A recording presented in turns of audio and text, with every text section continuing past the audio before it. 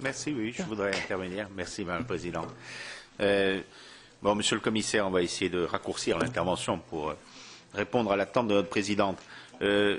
Première chose, le cadre stratégique commun, nous pensons qu'effectivement c'est une innovation forte de votre proposition et nous regrettons qu'elle ne soit pas accompagnée d'une proposition plus précise et plus concrète. Et nous voulons vous encourager à nous soumettre un texte où ce cadre stratégique commun serait mieux défini.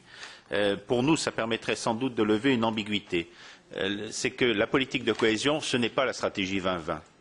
Cela inclut la stratégie 2020, les objectifs de la stratégie 2020, mais ça ne peut être limité à cela. La cohésion territoriale, c'est quelque chose qui va au-delà, c'est dans le traité, et vos propositions et vos objectifs, me semble-t-il, sont beaucoup trop limités à la stratégie 2020. Aussi, il y a un problème spécifique pour nous, ce serait de prendre en compte les ruptures de cohésion. Elles peuvent être très diverses d'une région à l'autre. Ça peut être dans une région un problème de vieillissement démographique, ça peut être dans une autre région un handicap très fort au plan environnemental, cela peut être un bassin d'emploi qui est sinistré par une situation économique très grave. Mais il y a comme ça des négociations sur des ruptures de cohésion qui permettraient à chaque région de se retrouver dans le dialogue, de se retrouver dans la discussion avec la Commission pour apporter sa pierre au programme qui sera défini pour elle.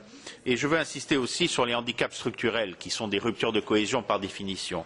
Votre proposition constitue, à mon sens, un démantèlement de l'article 174 du traité de Lisbonne, dans la mesure où vous distinguez les régions très faiblement peuplées, sont désolidarisées des îles et des régions montagneuses pour les rattacher au RUP, et on ne voit pas dans votre proposition comment on pourrait faire un cadre stratégique commun, par exemple entre le FEDER et le FEADER.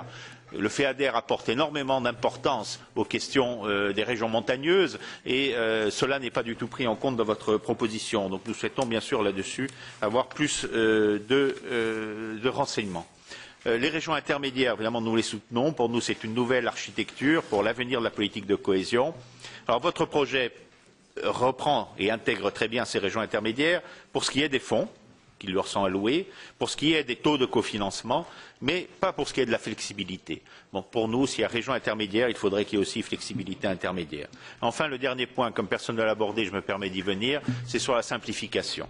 Le sentiment que l'on a à lire votre texte, c'est que la simplification s'applique, pour l'essentiel, on simplifie la vie de la Commission européenne. Et on ne voit pas dans vos propositions ce qui va simplifier la vie des bénéficiaires et des acteurs sur le terrain. On a entendu dire souvent à Strasbourg l'autre jour que les TPE, si elles créaient un emploi chacune, seraient capables de résorber le chômage en Europe.